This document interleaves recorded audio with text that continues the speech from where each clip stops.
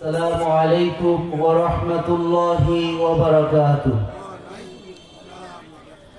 إن الحمد لله الأكرم الذي خلق الإنسان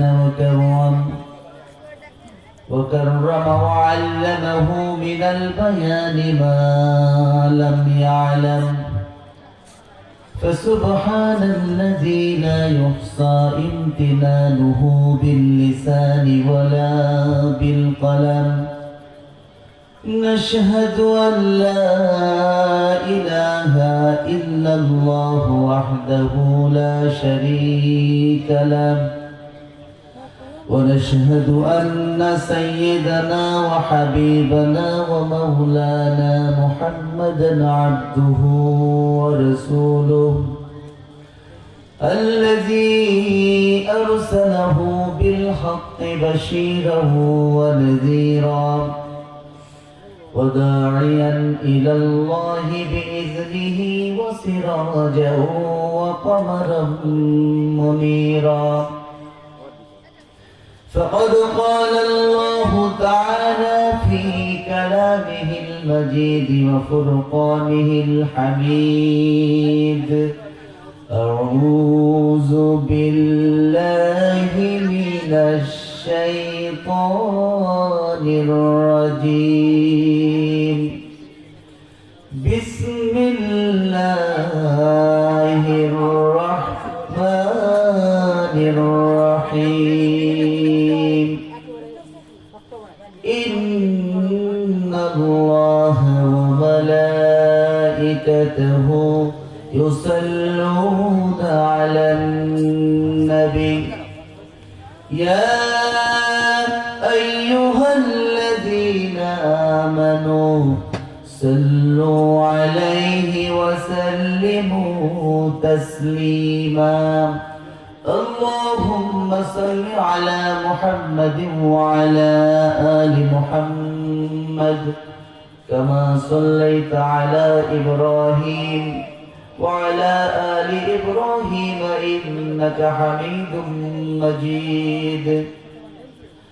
اللهم بارك على محمد وعلى آل محمد كما باركت على إبراهيم وعلى آل إبراهيم إنك حميد مجيد.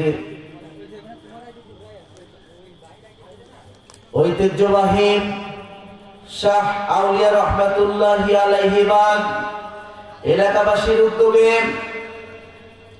ঐতিহাসিক তাফসীরুল কুরআন ও ইসালে সওয়াব মাহফিল ৭০তম মাহফিলে উপস্থিত অত্র এলাকার প্রবীণ আলেমে দ্বীন, আজকের তাফসীরুল কুরআন মাহফিলের সম্মানিত সুযোগ্য সভাপতি জনাব আলহাজ হযরত মাওলানা আবু বকর সিদ্দিক সাহেব, মঞ্চে উপবিষ্ট আছেন ওয়াজ কমিটি আঞ্জাম কমিটির সভাপতি আলহাজ শেখ শাহজাহান আলী, আজকের তাফসীরুল কুরআন মাহফিলের প্রধান অতিথি হিসেবে আলোচনা পেশ করবেন আন্তর্জাতিক খ্যাতিসম্পন্ন মুফাসসিরে কুরআন মাওলানা আব্দুল হাই মোহাম্মদ সাইফুল্লাহ, খতিব মসজিদুল জুমা কমপ্লেক্স পল্লবী, ঢাকা। বিশেষ বক্তা হিসেবে আলোচনা রাখবেন বিশিষ্ট ইসলামী চিন্তাবিদ মুফাসসিরে কুরআন হাফেজ মাওলানা মুফতি আলমগীর হুসাইন জিহাদি, গোপালগঞ্জ। এছাড়াও দূর দূরান্ত থেকে আল কোরআনের প্রেমিক যারা আল কোরআনের ভালোবাসায় অত্র তাফসীরুল কুরআন মাহফিলে এসে উপস্থিত হয়েছেন, বিভিন্ন সাংবাদিক বৃন্দ, মা বোনেরা সহ সকলকে আমার পক্ষ থেকে আন্তরিক সালাম এবং মুবারকবাদ জানাচ্ছি। আসসালামু আলাইকুম ওয়া রাহমাতুল্লাহি ওয়া বারাকাতুহু। প্রিয় উপস্থিতি, আমরা সর্বপ্রথম আল্লাহ রাব্বুল আলামিনের দরবারে শুকরিয়া জ্ঞাপন করছি, যিনি আমাদেরকে এত সুন্দর একটি তাফসীরুল কোরআন মাহফিলের আয়োজন করার তৌফিক দিয়েছেন। সে আল্লাহর দরবারে আমরা মন খুলে শুকরিয়া জ্ঞাপন করছি। সকলে বলছি আলহামদুলিল্লাহ। দুরূদ ও সালাম পেশ করছি সাইয়্যিদুল মুরসালিন রাহমাতুল লিল আলামিন বিশ্ব নবী জনাব মুহাম্মদুর রাসূলুল্লাহ সাল্লাল্লাহু আলাইহি সাল্লামের প্রতি। সম্মানিত উপস্থিতি, যুবকদের সহ এলাকার সকলের অক্লান্ত পরিশ্রমের ফসল হচ্ছে তাফসীরুল কোরআন মাহফিল। সুতরাং আমাদের অঞ্চল সহ আশপাশ অঞ্চল থেকে যারা এই তাফসীরুল কোরআন মাহফিলে অংশগ্রহণ করার জন্য এসেছেন, আমি সকলকে অনুরোধ করব, মাইকের আওয়াজ যতদূর পর্যন্ত শোনা যাচ্ছে সকলকে আমি অনুরোধ করব, আপনারা আসুন, মঞ্চের সামনে এসে বসে পড়ুন। আমরা এখনই কোরআন থেকে কথা শুরু করব ইনশাআল্লাহ। সুবহানাকা লা ইলমা লানা ইল্লা মা আল্লামতানা আলাইহি তাওয়াক্কালতু ওয়া ইলাইহি উনীব। আল্লাহ পাক যদি কিছু কথা বলার তৌফিক দান করেন আমরা বলতে পারবো ইনশাআল্লাহ। আমরা সরাসরি কোরআন থেকে কথা শুরু করি। আউযু বিল্লাহি মিনাশ শাইতানির রাজীম। বিতাড়িত শয়তান থেকে আল্লাহর কাছে পানা চাই। বিসমিল্লাহির রহমানির রহিম। পরম দয়ালু দাতা আল্লাহর নামে শুরু করছি। واصبر وما صبرك إلا بالله ولا تحزن عليهم ولا تك في ضيق مما يمكرون إن الله مع الذين اتقوا والذين هم মুহসিনুন। সাদাকাল্লাহুল মাওলানা আযীম। আল কোরআনুল কারীমের একটা অন্যতম সূরা, সূরা আন-নাহলের 127 এবং 28 নম্বর আয়াত আপনাদের সামনে তেলাওয়াত করেছি।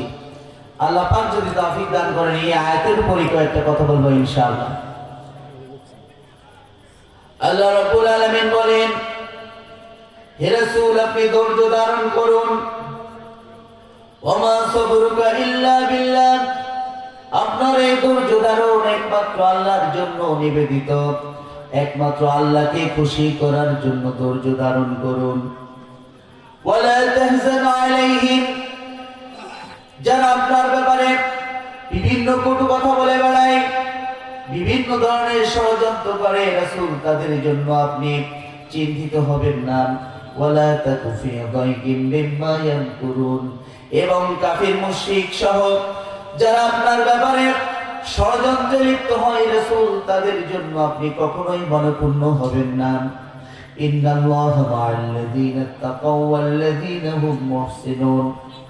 নিশ্চয় রব্বুল আলামিন তাদের সাথে আছেন যারা তাকওয়া অবলম্বন করে, যারা মুত্তাকি, এবং তাদের সাথে রব্বুল আলামিন আছেন যারা হচ্ছে মুহসিন,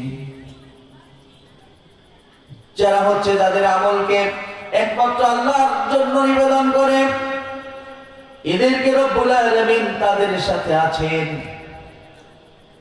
সরল অনুবাদ হচ্ছে এমনটা। এখন আমরা এই আয়াতের উপরে কিছু কথা বলবো ইনশাআল্লাহ। আল কোরআনুল কারীমে একটা সূরা আছে, সূরা আন-নাহল। কোরআনের সূরার সাথে কয়টি? 100। ভুলে গেলেন? 114। 114 মধ্যে একটা সূরাকে আল্লাহ রাব্বুল আলামিন লিখেছেন মুহসিন নামে। যেন তেন নামে দেন নেই। রব্বুল আলামিন যখন কোরআন নাযিল করেছেন তদানীন্তন সময়ে কাফের মুশরিকরা একটা অভিযোগ তুলল, এই যদি মহাবিশ্বের মহাবিস্ময়কর গ্রন্থ আল কোরআন হয়ে থাকে, তাহলে এখানে মশা, মাছি, পিপিলিকা সহ বিভিন্ন প্রাণীর কথা আসছে কেন? এখানে থাকবে নীলতিমি, এখানে থাকবে হাতি, বড় বড় প্রাণীদের কথা থাকবে। রব্বুল আলামিন তাদের কথার প্রতিবাদ করে বিভিন্ন সূরা নাযিল করেন এবং এই কথার প্রতিবাদটা সূরা বাকারার মধ্যে রব্বুল আলামিন তুলে ধরেছেন। ইন্নাল্লাহা লা ইস্তাহি আন ইয়াদরিবা মাসালান মা বাউদাতান ফামা ফাওকাহা। রব্বুল আলামিন বলেন, নিশ্চয়ই আল্লাহ রব্বুল আলামিন মশা, মাছি অথবা তার থেকে ছোট কোনো প্রাণীদের উপমা দিতে রব্বুল আলামিন কখনো লজ্জাবোধ করেন না। কারণ পিপিলিকাও আল্লাহর সৃষ্টি, মহাকাশ আল্লাহর সৃষ্টি, সমগ্র সৃষ্টি জগৎ আল্লাহর সৃষ্টি, আল্লাহ রব্বুল আলামিন ব্যতীত কোনো কিছুই নাই। এই জন্য রব্বুল আলামিন তাদের কথার প্রতিবাদ করে সূরার আয়াত নাজিল করেছেন। সূরা আল বাকারার মধ্যে বিভিন্ন সূরা আল্লাহ তাআলা নাজিল করেছেন প্রাণীদের নামে। এটা হচ্ছে মহাবিশ্বের বিস্ময়কর গ্রন্থের অন্যতম দিক। আর নামল, পিপিলিকার নামে সূরা আছে। আমরা জানি সূরা নামলে দুইবার বিসমিল্লাহ আছে না? একটা সূরায় তো বিসমিল্লাহ নেই, তওবা আছে। 114 সূরার মধ্যে 113 আছে, তওবা নেই। এই সূরা তাওবার মধ্যে 30 নম্বর আয়াতে রব্বুল আলামিন একবার বলেছেন বিসমিল্লাহ, আর শুরুতে বলেছেন একবার, তাই না? রব্বুল আলামিন বলেন, ইন্নাহু মিন সুলাইমান ওয়া ইন্নাহু বিসমিল্লাহির রহমানির রহিম। রানী বিলকিসের কাছে আল্লাহর নবী সুলাইমান আলাইহিস সালাম তিনি চিঠি লিখছেন যে এই চিঠিটা যাচ্ছে আল্লাহর নবী সুলাইমানের পক্ষ থেকে, আর তিনি পরম করুণাময় অসীম দয়ালুদাতা আল্লাহর নামে শুরু করেছেন। এমনি ভাবে তিনি চিঠি দিয়েছেন। সূরা আনকাবুত আছে, সেটা হচ্ছে মাকড়সার নামে সূরা। আর যে সূরা থেকে আমি কথা বলছি সূরা আন-নাহল, মৌমাছির সূরা, মৌমাছির নামে রব্বুল আলামিন সূরা নাজিল করেছেন, যার মধ্যে আল্লাহ রাব্বুল আলামিন শিফা দিয়েছেন, সকল রোগের মহা ঔষধ। ফি শিফাউল লিন-নাস, এই মধুতে রয়েছে সকল ধরনের রোগের প্রতিষেধক। সম্মানিত উপস্থিতি, এই আয়াতে সর্বপ্রথম আল্লাহ রাব্বুল আলামিন ধৈর্য ধরার কথা বলেছেন। সব থেকে বেশি শক্তিশালী কে জানেন? হাদিস শরীফের মধ্যে আছে, সাহাবা আজমাইনদের সামনে প্রিয় নবী হযরত মুহাম্মদুর রাসূলুল্লাহ সাল্লাল্লাহু আলাইহি ওয়াসাল্লাম বলেছেন, হে আমার সাহাবীরা, তোমরা জানো কি সবথেকে শক্তিশালী কে? সাহাবা আজমাইন বলেন, আল্লাহ এবং তার রাসূল ভালো জানেন। আমাদের নবীজি বলেন, যে ব্যক্তি ভয়ঙ্কর পরিস্থিতিতে রাগান্বিত অবস্থায় তার রাগকে দমন করতে পারে, আমাদের নবীজি বলেন ওই ব্যক্তি হচ্ছে সব থেকে বেশি শক্তিশালী, ওই ব্যক্তি হচ্ছে সব থেকে বেশি ধৈর্যশীল, যে তার রাগের সময় নিজেকে ধৈর্য ধরে রাখতে পারে।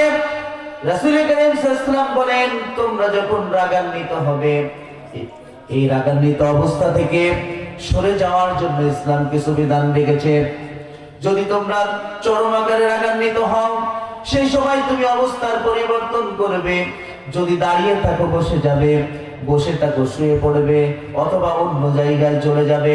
এই হচ্ছে একটা দিক। অন্য দিক হচ্ছে, যদি কোনো মানুষের রাগান্বিত অবস্থা হয়ে যায়, সে ওযু করবে, অন্তত 2 রাকাত সালাত আদায় করলে রব্বুল আলামিন তার অহংকার, তার মধ্যে যত রাগ আছে সব রাগকে রব্বুল আলামিন পানি করে দিবেন। সুবহানাল্লাহ। এই জন্য আমাদের ধৈর্য ধরার দরকার আছে। বিপদ আপদ আমাদের আছে না? আসে না? কোনো মানুষ, আমাদের কোনো বিপদ নাই, জান্নাতের ভিতরে। আমরা কি জান্নাতের ভিতরে? বিপদ আপদ নেই? অবশ্যই আছে। সেটা ব্যক্তিগত বিপদ হতে পারে, পারিবারিক, সামাজিক, রাজনৈতিক, কূটনৈতিক, আন্তর্জাতিক, যে কোনো ধরনের বিপদ আপদ হতে পারে। রব্বুল আলামিন বিপদ এবং মুসিবত দিয়ে মানুষকে পরীক্ষা করেন। সেই বিষয়টাকে রব্বুল আলামিন সূরা তাওবার মধ্যে কত সুন্দর করে তুলে ধরেছেন। আল্লাহ রব্বুল আলামিন বলেন, আওয়ালা ইয়ারাউনা আন্নাহুম ইফতানুনা ফি কুল্লি আমিন মাররাতান আও মাররাতাইন সুম্মা লা ইয়াতুবুনা ওয়া লা হুম ইয়াযাক্কারুন। রব্বুল আলামিন বলেন, তারা কি দেখে না? আওয়ালা ইয়ারাউনা, তারা কি এটা দৃষ্টিপাত করে না, কখনো ফলো করে না, দেখে না? আন্নাহুম ইফতানুনা ফি কুল্লি আমিন মাররাতান আও মাররাতাইন, আমি বছরে একবার অথবা দুইবার কোন বড় ধরনের বিপদ তোমাদেরকে দেই, এই জন্য দেই, তাদেরকে এই জন্য বিপদ এবং মুসিবত দেই। আন্নাহুম ইফতানুনা ফি কুল্লি আমিন মাররাতান আও মাররাতাইন, বছরে একবার অথবা দুইবার। তারপরে আল্লাহ তাআলা বলেন, সুম্মা লা ইয়াতুবুন, এরপরে কেন তারা তাওবা করে না? ওয়ালা হুম ইয়াযাক্কারুন, বিপদ মুসিবত থেকে যেন তারা শিক্ষা গ্রহণ করতে পারে। আল্লাহ তাআলা বিপদ দেন কিসের জন্য? যেন তওবা করে মানুষ ফিরে আসতে পারে, আর মানুষ যেন উপদেশ গ্রহণ করতে পারে। এখন তাওবা কি জিনিস, আর তওবাকারীকে আল্লাহ তাআলা কেমন ভালোবাসেন শুনবেন। তাওবা হচ্ছে ফিরে আসা, বন্ধ করে দেওয়া, চোখ ফিরিয়ে নেওয়া। মানুষ শয়তানের প্ররোচনায় পড়ে নফসের প্রতি যদি জুলুম করে অথবা কোনো খারাপ কাজ করে, প্রথম নাম্বার হচ্ছে এই কাজের জন্য তাকে অনুতপ্ত হওয়া। আমরা বলি আস্তাগফিরুল্লাহ আস্তাগফিরুল্লাহ আস্তাগফিরুল্লাহ, তওবা হয়ে গেল? প্রথম নাম্বার হচ্ছে তাকে অনুতপ্ত হওয়া। দ্বিতীয় নাম্বার হচ্ছে এই যে যার জন্য সে অনুতপ্ত হয়েছে সেই কাজটা দ্বিতীয়বার না করা।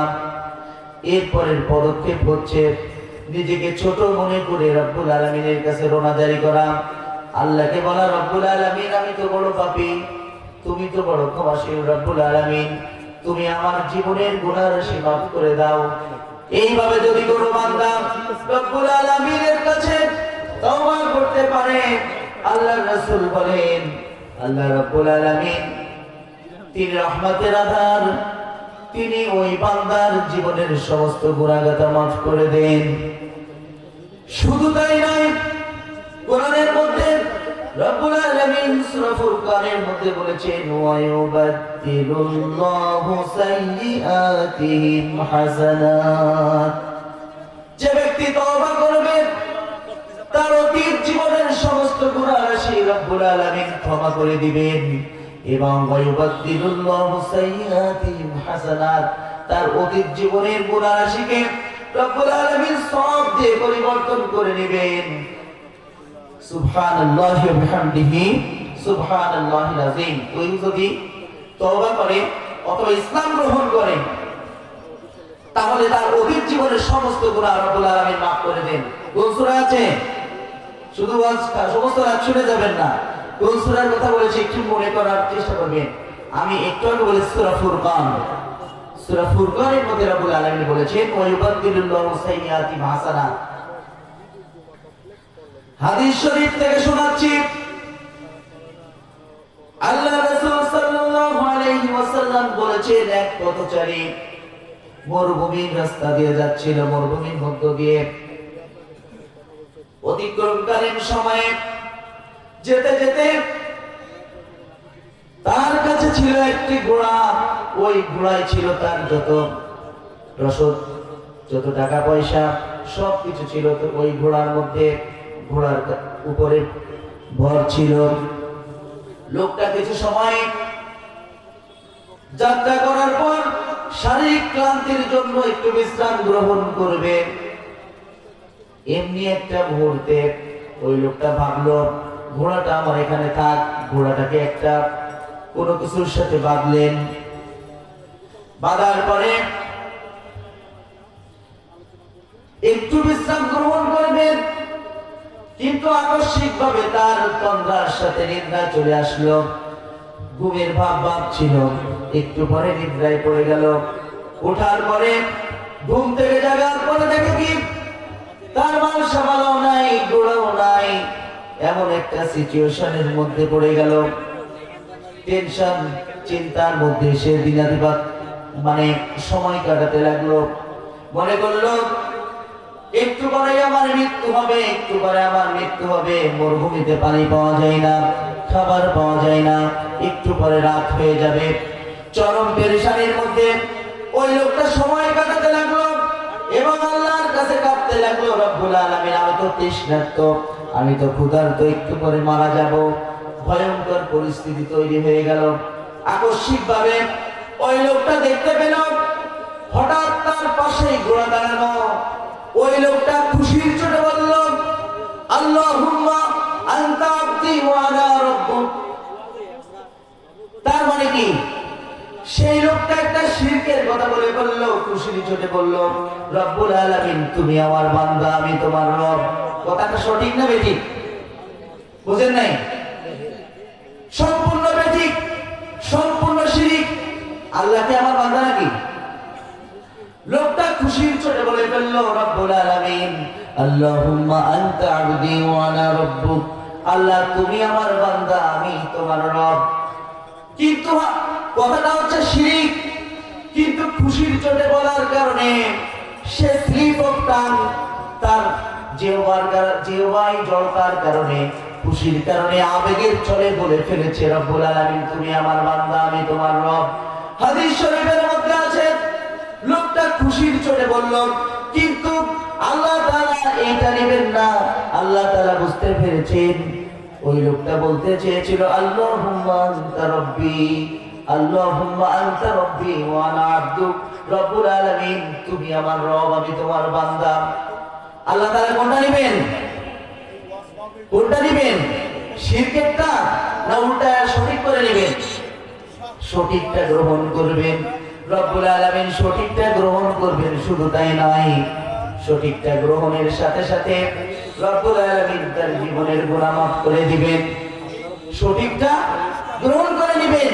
এবং হাদিস শরীফের মধ্যে এসেছে আল্লাহ রাসূল সাল্লাল্লাহু আলাইহি ওয়াসাল্লাম বলেন, ওই যে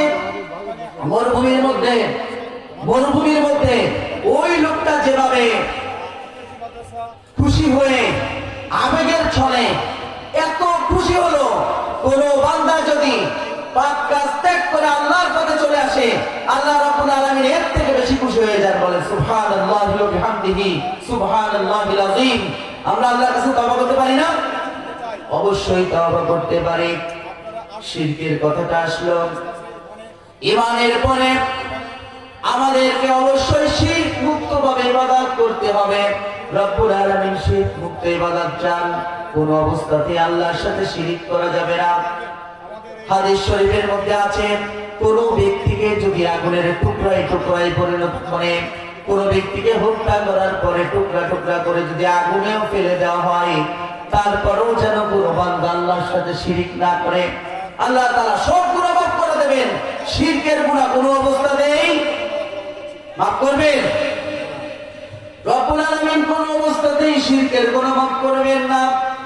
এই কথাটা সুন্দর করে রব্বুল আলামিন কোরআনের মধ্যে বলেছেন, ইন্নাল্লাহা লা ইয়াগফিরু আন ইউশরাকা বিহি ওয়া ইয়াগফিরু মা দুনা যালিকা লিমান ইয়াশা।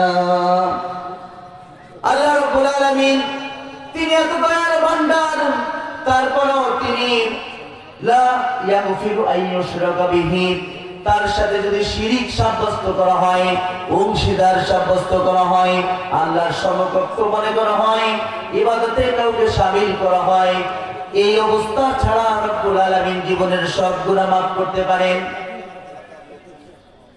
তবে শিরকের গুনাহ মাফ করবেন না। তওবা যদি কেউ করতে পারে, চূড়ান্ত দ্রুত তওবা, তাকে আল্লাহ তাআলা শিরকের গুনাহ মাফ করে দিবেন। তওবা ছাড়া কেউ যদি শিরকারী অবস্থায় মারা যায়, কিয়ামতের মাঠে জাহান্নাম ছাড়া কপালে কিছুই জড়বে, কিছুই জড়বে না। হাদিসে কুদসি শোনাচ্ছি। হাদিসে কুদসির মধ্যে, হাদিসে কুদসি হলো ওই হাদিসগুলো যে হাদিসের মূল ভাষ্যটা হচ্ছে আল্লাহ তাআলার, আল্লাহর ওই ভাবটাকে রাসূল করিম সাল্লাল্লাহু আলাইহি সাল্লাম তার নিজের ভাষায় তুলে ধরেছেন। হাদিসে কুদসির মধ্যে আছে রব্বুল আলামিন কিয়ামতের দিনে এক ব্যক্তিকে দাঁড় করাবেন, বান্দা এদিকে আসো। লোকটা এসে দাঁড়াবে, লাব্বাইক ইয়া রব, রব্বুল আলামিন আমি তো হাজির। ওই লোকটা সামনে এসে থরথর করে কাঁপতে থাকবে, রব্বুল আলামিন আমার তো কোনো বাঁচার উপায় নাই, আমি জীবনে কোনো ভালো কাজই করি নাই। রব্বুল আলামিন ওই লোকটাকে মনে করে দিবেন, এ আমার বান্দা, জাহান্নামে দেওয়ার জন্য তোমাকে সৃষ্টি করি নাই, তুমি মনে করে দেখো তুমি তোমার জীবন দশায় তুমি কোনো ভালো কাজ করেছো কিনা। ওই লোকটা পিছনের দিক তাকিয়ে দেখবে, অতীতের কথা তখন আল্লাহ তাআলা স্মরণ করিয়ে দিবেন। কিছু সময় চুপ করে থেকে আল্লাহর কাছে বলবেন, রব্বুল আলামিন কিছুই তো মনে পড়ছে না, সব অন্ধকার দেখছি, সব বদামল, কোনো নেক আমল আমার মধ্যে নাই। 2-3 বার এভাবে বলার পরে রব্বুল আলামিন ওই লোকটার যদিও মনে নাই, কিন্তু রব্বুল আলামিনের তো মনে আছে। রব্বুল আলামিন তিনি স্মরণ করে দিবেন, ও আমার বান্দা, তুমি আমার প্রতি ঈমান রেখে বিশ্বাস করতে ঠিক সমস্ত পাপাচার করেছো, কিন্তু বান্দার সমস্ত জীবনে তুমি পাপ করেছো, আকাশ পরিমাণ পাপ করেছো ঠিক, কিন্তু তোমার আমলের মধ্যে কোনো শিরকের অবস্থান নাই। বান্দারে, তুমি যে এত পাপ করেছো, আকাশ সহ পাপ করেছো বান্দা, কিন্তু 1% ভালো কাজ করেছো, ওইটা হচ্ছে আমার সাথে কোনোদিন শিরক সাব্যস্ত করো নাই, অংশীদার সাব্যস্ত করো নাই। বান্দারে, তোমার এই ছোট্ট আমল আমার এত পছন্দ হয়েছে, এই ছোট্ট আমলকে 99% আমলকে 1% আমলের উপরে যখন পাল্লাই দেওয়া হলো, রব্বুল আলামিনের খুশি ওই পাল্লার উপর উঠলো, ওই পাল্লা ভারী হয়ে গেল। আল্লাহ রাসূল সাল্লাল্লাহু আলাইহি ওয়াসাল্লাম বলেন, রব্বুল আলামিন ওই বান্দাকে এই শিরক মুক্ত আমলের জন্য, শিরক মুক্ত জীবন গঠনের জন্য তার জীবনের গুনাহ মাফ করে দিবেন। সুবহানাল্লাহ। শুধু তাই নয়, ওয়ায়ুবাদদিলুল্লাহু সাইয়্যাতিহিম হাসানাত, একটু গায়েব বলেছিলাম, তার অতীতের জীবনের সমস্ত গুনাহ রাশি মাফ করে দিবেন। হাদিসের মধ্যে আছে, বান্দা যদি আকাশ সম গুনাহ করে, পাহাড় পরিমাণ গুনাহ করতে করতে পাহাড় পরিমাণ তার থেকে উঠতে ওঠে, আর উঠতে উঠতে উঠতে আকাশ সম পরিমাণও যদি কেউ গুনাহ করে, আল্লাহ রাসূল সাল্লাল্লাহু আলাইহি ওয়াসাল্লামের হাদিসের কুদসির মধ্যে বলেছেন, আল্লাহ রাব্বুল আলামিন তিনি রহমতের সাগর, তিনি রহমতের ভান্ডার। আকাশ পর্যন্ত গুনাহ জমিয়ে যদি কোনো বান্দা কিয়ামতের মাঠে ওঠে, তার আমলের মধ্যে যদি শিরক না থাকে, তার থেকে রহমত বড় দেন রব্বুল আলামিন সব গুনাহগুলো ঢেকে তাকে জান্নাতুল ফেরদাউসের মেহমান হিসেবে পাঠিয়ে দিবে। সুবহানাল্লাহি ওয়া বিহামদিহি, সুবহানাল্লাহিল আযীম। এজন্য আমাদেরকে আল্লাহর ইবাদতে শরীক করা যাবে, কোন অবস্থাতেই করা যাবে। যদি কোন মানুষকে হত্যা করার পরেও টুকরা টুকরা করে আগুনে জ্বালিয়ে দেওয়া হয়, তারপরও শিরিক করা যাবে না। বিপদে অবিচলতা। আয়াত আমাদেরকে বলছে, ওয়াসবির ওয়া মা সাবরুকা ইল্লা বিল্লাহ, ধৈর্য ধারণ করতে হবে। আর এই ধৈর্যটা একমাত্র আল্লাহকে খুশি করার জন্য হতে হবে। আমি বিষয়টা যদি অন্যভাবে ঘুরিয়ে বলি, আমাদেরকে ধৈর্য ধারণ করতে হবে নিয়তের বিশুদ্ধতার কারণে রব্বুল আলামিন অনেক বান্দাকে মাফ করে দিবেন। এই জন্য নিয়তের বিশুদ্ধতা থাকতে হবে, এবং আমরা যে কাজ করি মনে থাকতে হবে আমার আল্লাহকে সন্তুষ্ট করব। দুনিয়ার কেউ আমাকে মূল্যায়ন করুক আর না করুক, আমার আল্লাহ যদি মূল্যায়ন করেন, দ্বিতীয় কোনো কিছু লাগবে না। কত বড় ধৈর্যশীল ছিলেন আল্লাহ হারাম হয়নি? হযরত আইয়ুব আলাইহিস সালাম 18 বছর ব্যাধিতে ভুগছিলেন, কোনদিন আল্লাহর কাছে বলেন নাই রব্বুল আলামিন আমি তো রোগগ্রস্ত, তুমি আমাকে রোগ মুক্ত করে দাও। পোকা ধরতে ধরতে সমস্ত শরীর পচে গেছে, সন্তান এবং স্ত্রীরা চলে গেছে, রাজ্য ধ্বংস হয়ে গেছে, দুর্গন্ধের কারণে এলাকার মানুষ আইয়ুব আলাইহিস সালামকে দূরে ফেলেছে। আপনারা জানেন, যখন জিহ্বায় পোকা ধরতে উদ্যত হলো, তখন আইয়ুব আলাইহিস সালাম ভাবলেন রব্বুল আলামিন সমস্ত জীবন, অনেক দিন পর্যন্ত জীবনে আমি রোগগ্রস্ত আছি, অনেক কষ্টে দিনাতিপাত করি ঠিক, কিন্তু তোমাকে অভিযোগ করি নাই, তোমার তাসবিহ তাহলিল আমি করে গেছি, কিন্তু রব্বুল আলামিন জিহ্বায় যদি পোকা লেগে যায় কিভাবে তোমার ইবাদত করব? যখন জিহ্বায় পোকা ধরতে উদ্যত হলো, তখন একমাত্র আইয়ুব আলাইহিস সালাম আল্লাহর কাছে দোয়া করলেন। কথাটা রব্বুল আলামিন সূরা আম্বিয়ার মধ্যে কত সুন্দর করে তুলে ধরেছেন, ওয়া আইয়ুবা ইয নাদা রাব্বাহু আন্নী মাসসানিয়াদ-দুররু ওয়া আনতা আরহামুর রাহিমিন। স্মরণ করো সেই সময়ের কথা যখন আমার বান্দা আইয়ুব বলেছিল রব্বি আন্নী মাসসানিয়াদ-দুররু, রব্বুল আলামিন আমি তো অসুস্থ, তুমি তো রহমান রহিম। আমি অসুস্থ আর তুমি রহমান রহিম। কথাটা বোঝার চেষ্টা করবেন। এই কথার মধ্যে কি আপনারা আল্লাহর উৎসাহ দেওয়া আছে নাকি? আবার বোঝেন, ওয়া আইয়ুবা ইয নাদা রাব্বাহু, স্মরণ করো সেই সময়ের কথা যখন আইয়ুব, আমার বান্দা আইয়ুব তার রবকে ডেকে বলেছিল আন্নী মাসসানিয়াদ-দুররু, আমি অসুস্থ, ওয়া আনতা আরহামুর রাহিমিন, তুমি করুণাময় এবং অতি দয়ালু। তার মানে হচ্ছে যখন যে জামানায় যে নবী এসেছেন তাকে অত্যন্ত দক্ষ এবং সুনিপুণ জ্ঞান দিয়ে রব্বুল আলামিন পাঠিয়েছেন। এই কথাটা রব্বুল আলামিনের কাছে এত পছন্দ হলো, সাথে সাথে রব্বুল আলামিন দোয়া কবুল করে নিলেন।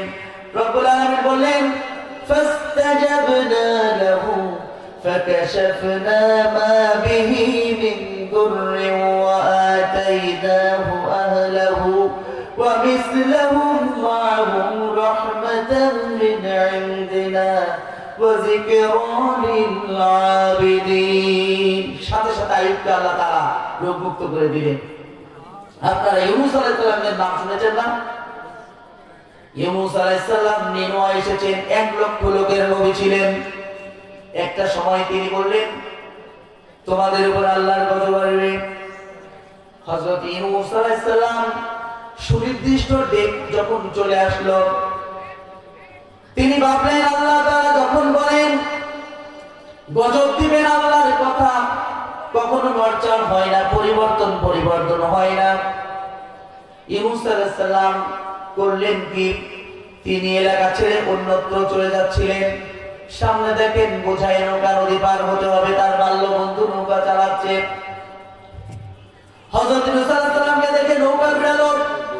হযরত ইউনূস আলাইহিস সালাম তিনি নৌকায় আরোহণ করলেন। নৌকায় আরোহণ হওয়ার পরে মাঝ নদীতে যাওয়ার পরে ঝড় তুফান শুরু হয়ে গেল। হযরত ইউনূস আলাইহিস সালামের ওই বাল্য বন্ধু যে নৌকার মালিক, সে বলছে কে তোমরা পালিয়ে এসেছো? হযরত ইউনূস আলাইহিস সালাম তিনি বলছেন আমি পালিয়ে এসেছি। আল্লাহর নবী পালিয়ে এসে কেউ বিশ্বাস করতে পারে? তখন বলছে আল্লাহর নবী না, অন্য কেউ পালিয়ে এসেছে। কোন লোক সাড়া দেয় না। তখন প্রত্যেকের নাম লিখে লটারি হলো। আল্লাহ রাব্বুল আলামিন বলেন ফাসাহামা ফাকানা মিনাল মুদহাদিন। লটারি দেওয়া হলো, লটারি থেকে উপযুক্ত হয়ে গেলেন। ইউনূস আলাইহিস সালামের নাম উঠলো, কিন্তু ফেলে ফেলানো হলো না। নদী থেকে নদী পার হয়ে যখন নৌকা থেকে নামবে, সেই সময় কেউ ফেলা দিল না। নৌকায় দোল খাওয়ার কারণে ইউনূস আলাইহিস সালাম কাত হয়ে পড়ে গেলেন। যখনই পড়ে গেলেন ফালতাকামাহুল হুত ওয়া হুয়া মুলিম, সাথে সাথে মাছে গিলে ফেললো। ইউনূস আলাইহিস সালাম অনুতপ্ত হয়ে গেলেন। হাত তাফসীরের মধ্যে এসেছে 3 দিন, 5 দিন, 7 দিন, সর্বোচ্চ 40 দিন পর্যন্ত আছে। 40 দিন অথবা 10 দিন মাছের পেটে ইউনূস আলাইহিস সালাম অনুতপ্ত হয়েছেন। আবার এইদিকে যখন ইউনূস আলাইহিস সালামের এই ঘটনা ঘটেছে কেউ জানে না, আমাদের নবীকে খুঁজে পাওয়া যাচ্ছে না। আল্লাহর গজবে 1 লক্ষ মানুষ, ইউনূস নামে একটা পাহাড় ছিল, সেই পাহাড়কে ঘিরে সবাই আল্লাহর কাছে রোনাজারি করতে লাগলো, রব্বুল আলামিন নবী আমাদের ভুলে চলে গেছে, তুমি আমাদেরকে ভুলে যেও না। নবী আমাদেরকে ভুলে চলে গেছে, রব্বুল আলামিন তুমি আমাদেরকে মাফ করে দাও, তুমি আমাদেরকে ভুলে যেও না। এই কথাটা রব্বুল আলামিন দেওয়া গজব তুলে নিলেন তাদের দোয়ার কারণে। হযরত ইউনূস আলাইহিস সালাম মাছের পেটের মধ্যে তিনি অনুতপ্ত হয়েছেন, আল্লাহর কাছে অনুতপ্ত। তার অপরাধ এতটুকু যে আল্লাহর হুকুম ছাড়া তিনি রওনা করেছেন। হিজরত হতে হবে, আমাদের নবী হিজরত করেছেন, হুকুম থাকতে হবে কার? আল্লাহর হুকুম থাকতে হবে। ইউনূস আলাইহিস সালামের ছোট্ট একটু ভুলের কারণে রব্বুল আলামিন সিম্পল পানিশমেন্ট দিয়ে দিলেন মাছের পেটের মধ্যে। হযরত ইউনূস আলাইহিস সালাম দেখেন বড় একটা মাঠের মতন, জিবরিল আমিন তাকে খাবার, বিভিন্ন ধরনের খাবার নিয়ে আসে। ইউনূস আলাইহিস সালাম খাবার তেমন খেতে পারেন না, মাছের পেটে দুনিয়ার মায়া লাগছে। এমন একটা সময় হলো রাতের 3টে অন্ধকারের মধ্যে ইউনূস আলাইহিস সালাম আল্লাহকে ডাক দিলেন।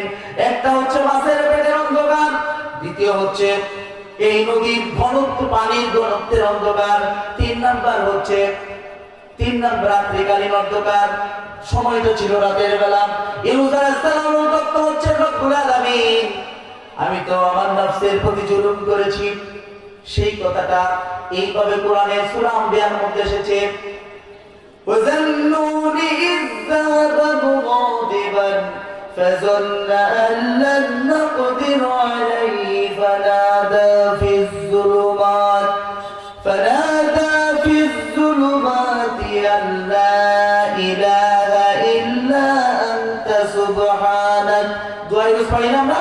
সবাই পড়ি, লা ইলাহা ইল্লা আনতা সুবহানাকা ইন্নী কুনতু মিনাজ জালিমিন। রব্বুল আলামিনের কাছে ইউনূস আলাইহিস সালাম বললেন, রব্বুল আলামিন আমি আমার নফসের প্রতি জুলুম করেছি, লা ইলাহা ইল্লা আনতা তুমি ছাড়া কোনো ইলাহ নাই, সুবহানাকা তুমি পরম পবিত্র, ইন্নী কুনতু মিনাজ জালিমিন আল্লাহ আমি তো জালিমদের অন্তর্ভুক্ত হয়ে গেছি। এই কথাটা আল্লাহর কাছে এত পছন্দের হলো, ইউনূস আমার কাছে অনুতপ্ত হয়েছে। এই অনুতপ্ত হওয়ার কারণে রব্বুল আলামিন সাথে সাথে ফাইনাল জবাব দিচ্ছেন, ফাস্তাজাবনা লাহু ওয়া নাজ্জাইনাহু মিনাল গাম্মি ওয়া কাযালিকা নুনজিল মুমিনিন। রব্বুল আলামিন বলেন আমি সাথে সাথে ইউনূসের দোয়া কবুল করে নিলাম, এই বিপদ থেকে আমি উদ্ধার করে দিলাম। শুধু তাই নয়, কিয়ামত পর্যন্ত কোন মুমিন বান্দা যদি বিপদে পড়ে যায় আর এভাবে আমার আল্লাহকে ডাকে, আমি আল্লাহ রাব্বুল আলামিন ওই মুমিনদেরকে বিপদ থেকে উদ্ধার করে দেব। সুবহানাল্লাহি ওয়া বিহামদিহি সুবহানাল্লাহিল আযীম। সম্মানিত উপস্থিতি, বিপদে কাকে ডাকতে হবে? কাকে ডাকতে হবে? নবীদের এই ঘটনা আমাদেরকে শিক্ষা দেয়, যত বিপদেই পড়ি না কেন ডাকতে হবে কাকে? আল্লাহকে। দেখেন আজকের এই যে অনুষ্ঠানটা, এই যে তাফসীরুল কোরআন মাহফিল, যুবকদের কত কষ্ট, ক্লান্ত, নির্ঘুম রাত কাটিয়েছে, সময় কাটিয়েছে, সমস্ত দিন। শুধু যুবকের না, এলাকার মানুষ অনেক কষ্ট করেছে, আপনারা জানেন। এই নিবেদনটা, এই কষ্টটা যদি আল্লাহকে খুশি করার জন্য হয়, হতে পারে এই কষ্টের কারণে রব্বুল আলামিন জীবনের গুনাহ মাফ করে দিয়ে জান্নাতুল ফেরদাউস নসিব করে দিবেন। বলে আল্লাহুম্মা আমিন। যে যুবকেরা কষ্ট করেছে সেই যুবকদের ভিতরে আল্লাহ তাআলা মাফ করে দেন। একমাত্র আল্লাহকে খুশি করার জন্য হতে হবে। কাজ কাম কার জন্য? হাদিস শরীফ থেকে শোনাচ্ছি, বুখারী শরীফ থেকে। আল্লাহ রাসূল সাল্লাল্লাহু আলাইহি ওয়াসাল্লাম মক্কায় আগমন করেছেন। আগমন করার পরে মক্কায় ছিলেন 13 বছর। মক্কা থেকে মদিনায় হিজরত করে চলে গেলেন। ওইখানে তিনি ইসলামী রাষ্ট্র প্রতিষ্ঠা করেন। অপরপক্ষে মক্কায় ইয়ামানের কাছে একটা বংশে ছোট্ট একটা বাচ্চা জন্মগ্রহণ করে, নাম হচ্ছে আব্দুল উজ্জা। নাম কি? আব্দুল উজ্জা। আকস্মিকভাবে কিছুদিন পর তার পিতা মারা যায়। মায়ের কাছে লালিত পালিত হতে থাকে। মা কিছুদিন পরে দারিদ্রতার কারণে অন্য জায়গায় বিয়ে বসেন, কিন্তু ওই স্বামী এই ছোট বাচ্চাকে তেমন সহ্য করতে পারে না। বাচ্চা তিল তিল করে বড় হতেছে। এমন সময় মক্কা থেকে মদিনায় কাফেলা যায়। এই আব্দুল উজ্জা কেমন যেন এই কাফেলাদের কাছে কিছু কথা শুনতে পান, সত্য নবীর আগমন ঘটেছে। তার মনের মধ্যে আসে সেই নবী ইয়াতীমদেরকে ভালোবাসেন, এই নবী বিধবাদেরকে ভালোবাসেন, এই নবীর সমান অধিকার প্রতিষ্ঠা করেন। আব্দুল উজ্জার মনের মধ্যে ডাক আসতে লাগলো। চাচার কাছে লালিত পালিত হতে থাকেন। মায়ের কাছ থেকে ওইখানে তেমন সুযোগ সুবিধা না পেয়ে চাচার কাছে লালিত পালিত হতে থাকেন। একটা সময় রাসূলের নবুয়তের প্রতি তিনি ভালোবাসা স্থাপন করে ফেলেন। একদিন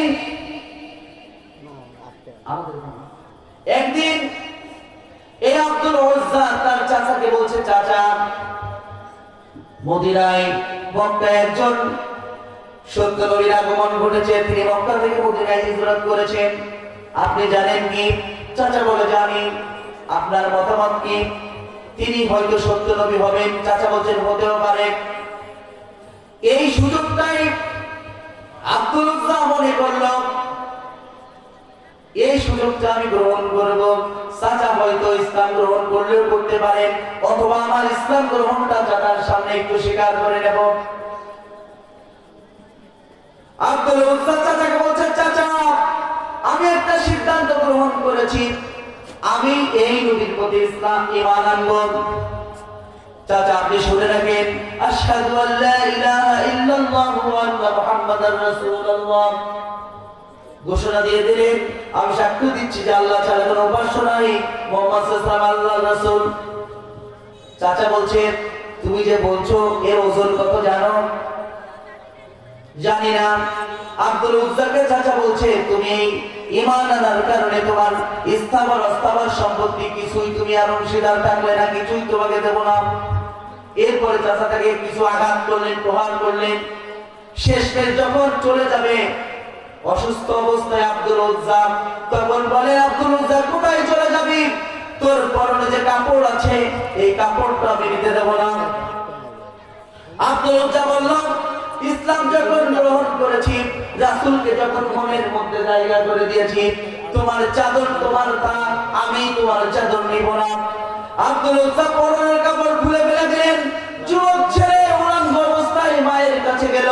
মা যেখানে বিয়ে হয়েছে, মা চোখ চেপে ধরেছে, আমার যুবক বাচ্চাটা এর কি অবস্থা হলো? কে তোমাকে মেরেছে? আব্দুল উজ্জা সব ঘটনা বলল। মা করলেন কি? ছেলে তো সন্তান, কি করবেন? একটা চাদর দিলেন, একটা চাদরকে দ্বিখণ্ডিত করে সন্তানকে দিলেন। আব্দুল উজ্জা কাপড়ের একটা অংশ নিচে পড়লেন, আর একটা অংশ গায়ে দিয়ে আস্তে আস্তে আস্তে আস্তে কয়েকদিন হাঁটতে হাঁটতে মক্কা থেকে মদিনায় চলে গেলেন। ফজরের নামাজ পড়ে রাসূল সাল্লাল্লাহু আলাইহি ওয়াসাল্লাম পিছনে ফিরেছেন, দেখেন জীর্ণ শীর্ণ অবস্থায় এক যুবক, চুল হুড়ো ডানা, একটা চাদর ছিঁড়ে দুই ভাগ করে গায়ে একটা অংশ এবং পরনে একটা অংশ নিয়ে বসে আছে। দয়ার নবীজি জিজ্ঞেস করলেন, বাবা তোমার নাম কি? তিনি বললেন, আমার নাম আব্দুল উজ্জা। আমাদের নবীজি বলেন, তুমি তোমার এই করুণ অবস্থা হলো কি করে? আব্দুল উজ্জা এ বুঝে সব বলে দিলেন। আল্লাহ নবীজি দয়ার সাগর, তিনি বলেন, এখন কে যাও? তিনি বলেন, হুজুর, আপনার হাতে হাত দিয়ে ইসলাম গ্রহণ করতে চাই। হযরত আব্দুল উজ্জা তিনি রাসূলের হাতে হাত দিয়ে বললেন, আশহাদু আল্লা ইলাহা ইল্লাল্লাহু ওয়াহদাহু লা শারীকা লাহু ওয়া আশহাদু আন্না মুহাম্মাদান আবদুহু ওয়া রাসূলুহু। রাসূলের হাতে হাত দিয়ে ইসলাম গ্রহণ করে দিলেন। আল্লাহ নবীজি বলেন, তোমার নাম আজকে থেকে আব্দুল উজ্জা, তোমার নাম আব্দুল্লাহ। তোমার নাম কি? আব্দুল্লাহ। রাসূল সাল্লাল্লাহু আলাইহি ওয়াসাল্লাম বললেন, তুমি তো জিল বাজাদাইন, দুই চাদরওয়ালা, একটা চাদরকে দুইটা অংশে রূপান্তরিত করেছে, এই জন্য জুল বিজাদাইন বলা হয়। জুল বিজাদাইন, দুই চাদরওয়ালা বলা হয়। আল্লাহ রাসূল বলেন, তুমি আহলে সুফার মধ্যে থাকো। মসজিদে নববীর বারান্দায় কিছু সাহাবী, তাদের ঘর বাড়ি ছিল না, তারা একমাত্র আল্লাহকে খুশি করার জন্য থাকতেন, মসজিদের বারান্দায় দান সদকা বলে খেতেন। আব্দুল্লাহ ওইখানে থাকলেন, কোরআন তেলাওয়াত করতে লাগলেন। একদিন হযরত ওমর রাদিয়াল্লাহু তাআলা আনহু রাসূল করিম সাল্লাল্লাহু আলাইহি ওয়াসাল্লামকে বললেন, হে আল্লাহর রাসূল, এই আব্দুল্লাহ জোরে জোরে কোরআন তেলাওয়াত করে। আহলে সুফার অন্য সদস্যরা বলে, আব্দুল্লাহ জোরে জোরে কোরআন তেলাওয়াত করতে পারে, ওর জন্য আমরা ঘুমাতে পারি না। আমাদের নবীজি তখন বললেন, আব্দুল্লাহকে তোমরা জোরে কোরআন তেলাওয়াত করতে দাও। তার কারণ হচ্ছে আব্দুল্লাহ ইসলাম গ্রহণ করার জন্য তার স্থাবর সম্পদ হারিয়েছে, তার পরনের কাপড় হারিয়েছে, সব কিছু হারিয়ে রাসূলের ভালোবাসায়, কোরআনের ভালোবাসায় এসেছে। সুতরাং তোমরা আব্দুল্লাহকে ডিস্টার্ব করো না, ও জোরে জোরে কোরআন তেলাওয়াত করুক, প্রয়োজনে তোমরা শুনবে, না হয় অন্যথায় চলে যাবে, কিন্তু আব্দুল্লাহকে ডিস্টার্ব করবে না। প্রতিমধ্যে তাবুক যুদ্ধের দামামা বেজে গেল। তদানীন্তন সময়ে পৃথিবীর সুপার পাওয়ার ছিল রোম। এই রোম সম্রাটদের সাথে, রোমদের সাথে জিহাদ হবে। ওইদিকে 1 লক্ষ লোক। রাসূল করিম সাল্লাল্লাহু আলাইহি ওয়াসাল্লাম বললেন, সাহাবা আজমাইন, ইসলাম টিকে থাকার প্রশ্ন, তোমরা কে কি পারো নিয়ে আসো। হযরত ওমর রাদিয়াল্লাহু তাআলা তার সম্পদের 1/3 দিয়ে দিলেন। হযরত ওসমান রাদিয়াল্লাহু তাআলা তার সম্পদের অর্ধেক দিয়ে দিলেন। এমনি ভাবে সকল সাহাবী দিতে লাগলেন। হযরত আবু বকর রাসূল সাল্লাল্লাহু আলাইহি ওয়াসাল্লাম মসজিদে নববীর এদিক ওদিক তাকান, দেখেন কি আমার আবু বকর কই, খাম্বার এক কোণায় দাঁড়িয়ে আছেন। আবু বকরকে ডাকলেন, রাসূল, আবু বকর একটু এসো। হযরত ওমর মনে মনে ভাবছিলেন, আবু বকরের সাথে কোনোদিন দানের ক্ষেত্রে আমি পারি না। হযরত ওমর মনে মনে ভাবলেন, এই সুযোগটা আমি নেব, রাসূল যেহেতু বলেছেন বড় সম্পদ দেব। হযরত ওসমান প্রত্যেক সাহাবী দিলেন। আল্লাহ রাসূল আবু বকরকে ডাকলেন, দেখেন ছোট্ট একটা থলে ব্যাগ নিয়ে দাঁড়িয়ে আছে। আবু বকর রাসূল হাত থেকে নিলেন, থলে ডাললেন, দেখেন কয়েকটা স্বর্ণ মুদ্রা আর একটু গম বাটা পড়ে আছে। আল্লাহ রাসূল অন্য সাহাবীরা বললেন, এত কিছু দিলাম, আবু বকর একটু দিল, দেখি এর পরিধি কেমন হয়।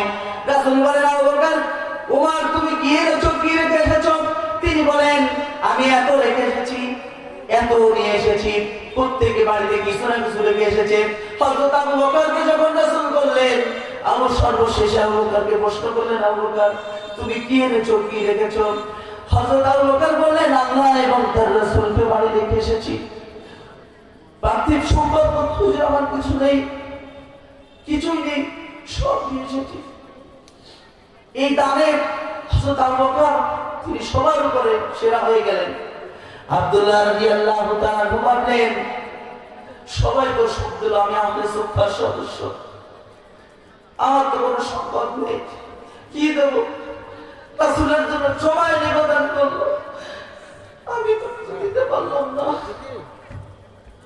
হযরত আব্দুল্লাহ জুলবিজাদাইন তিনি মনে মনে ভাবলেন, আমি তো কিছু দিতে পারলাম না, আমার প্রাণটা ইসলামের জন্য দিয়ে দেব। তাবুক যুদ্ধে যাচ্ছেন, এমন সময় আল্লাহ রাসূল সাল্লাল্লাহু আলাইহি ওয়াসাল্লাম কে আব্দুল্লাহ দেখলেন, যে হুজুর আমিও আপনার সাথে যাব জিহাদে। প্রতিমধ্যে রাসূল সাল্লাল্লাহু আলাইহি ওয়াসাল্লাম বললেন, আব্দুল্লাহ এদিকে আসো, তুমি কি চাও? তখন আব্দুল্লাহ রাদিয়াল্লাহু তাআলা আনহু তিনি বলেন, হুজুর আমি আমার জীবনটাকে, এই ছাড়া তো আমার কিছু নেই, আমি আমার জীবনটাকে ইসলামের জন্য কুরবানি দিতে চাই। আল্লাহ রাসূল বলেন, গাছের ডাল নিয়ে আসো। ডান বাহুতে আল্লাহ রাসূল তার ডান হাতে একটা গাছের বাকল বেঁধে দিয়ে বলেন, ওরে আব্দুল্লাহ রে, কাফিরদের জন্য তোমার রক্ত আমি হারাম করে দিলাম। আব্দুল্লাহ কেঁদে ফেললেন, হুজুর আমি চাইলাম জীবন দিতে, আর আপনি আমার জীবনকে প্রোটেকশন দিয়ে দিলেন। রাসূল বলেন, তুমি জিহাদের ময়দানে মৃত্যুবরণ করবে, এখানেই করো না কেন, আল্লাহ রাব্বুল আলামিন তোমাকে শাহাদাতের মর্যাদা দিবেন। হযরত আব্দুল্লাহ ওই তাবুক অভিযান থেকে ফেরার সময় একটা সময় তিনি প্রচন্ড জ্বর হলো, ওই জ্বরে তার মৃত্যু হলো। রাত্রি বেলায় একজনে চেরাগ ল্যাম্প জ্বালিয়ে দাঁড়িয়ে আছে, লণ্ঠন জ্বালিয়ে তৎকালীন সময়ে হযরত বেলাল রাদিয়াল্লাহু তাআলা বাতি জ্বালিয়ে দাঁড়িয়ে আছেন। হযরত আবু বকর এবং ওমর তিনি আব্দুল্লাহর লাশ বহন করে নিয়ে আসতেছেন। স্বয়ং নবীজি তিনি কবরের মধ্যে দাঁড়িয়ে আছেন, বললেন তোমার ভাইকে আস্তে আস্তে নিয়ে আসো, ভাইয়ের সাথে যেন কোনো এমন আচরণ না করা হয়, বেয়াদবি না হয়। আল্লাহর নবীজি তাকে কবরস্থ করার পরে দোয়া করলেন, রব্বুল আলামিন এই আব্দুল্লাহর প্রতি সন্ধ্যা পর্যন্ত আমি সন্তুষ্ট ছিলাম, তোমার কাছে দিয়ে দিলাম, রব্বুল আলামিন তুমি আব্দুল্লাহর প্রতি সন্তুষ্ট হয়ে যাও। হযরত আবু বকর, হযরত আব্দুল্লাহ ইবনে মাসউদ রাদিয়াল্লাহু তাআলা তাদের চোখ থেকে পানি ঝরতে থাকে। তারা বলেন এই আব্দুল্লাহর জায়গায় যদি আমি আবু বকর হতাম, আমার জীবনটা খুলে যেত, আমার ভাগ্যটা খুলে যেত। সবার উপস্থিতি, আজকে এই তাফসীরুল কোরআন মাহফিলে যে সকল যুবকেরা অত্যন্ত কষ্ট ক্লেশ করেছেন, সকলকে যেন রব্বুল আলামিন এই আব্দুল্লাহ যুল বাজারাইনের মতো জীবনের গুনাহ মাফ করে দেন, সকলকে খালেদ বিন ওলীদের মতো কবুল করে নেন। আমরা আমাদের সকলকে যেন রব্বুল আলামিন মাফ করে দেন। যে সমস্ত বয়স বৃদ্ধরা রয়েছেন তাদেরকে যেন আবু বকর রাদিয়াল্লাহু তাআলার মতো প্রবীণ সাহাবীর সাথে ক্ষমা করে জান্নাত দিয়ে দেন। যে কথাগুলো বললাম, যে সমস্ত যুবকরা রয়েছে তারা পাপপঙ্কিলতার মধ্যে, হে যুবক তোমরা চলে আসো ইসলামের ছায়াতলে, ইসলাম তোমাদেরকে হাত ছাড়িয়ে দিয়ে রাখছে, তোমরা যদি ইসলামের ছায়াতলে আসো, রব্বুল আলামিন এই আব্দুল্লাহ যুল বাজারাইনের মতো জীবনের গুনাহ মাফ করে তোমাদেরকে জান্নাত দিয়ে দিবেন। সবার উপস্থিতি, যে কথাগুলো বললাম বিক্ষিপ্ত ভাবে, সেই কথাগুলো যেন আমরা পালন করে চলতে পারি। আল্লাহ পাক আমাদের সেই তৌফিক দান করেন। আপনারা আমার জন্য দোয়া করবেন, আমার ভাই মুস্তাকিম বিল্লাহ তার জন্য দোয়া করবেন। বিশেষ করে তার আব্বা মা, আমাদের যারা আব্বা মা আছে, যে আব্বা মায়ের জন্য আমরা দুনিয়া শেষ, তাদের জন্য দোয়া করবেন। বিশেষ করে আমার মামা, বড় মামা, তিনি এলাকার প্রবীণ আলেম, বিজ্ঞ আলেম, আল্লাহ রাব্বুল আলামিন তাকে যেন হায়াতে তয়্যিবা দান করেন। আল্লাহুম্মা আমিন। হাযা মা ইনদি ওয়া লা ইলমা ইল্লাল্লাহ। আসসালামু আলাইকুম ওয়া রাহমাতুল্লাহ।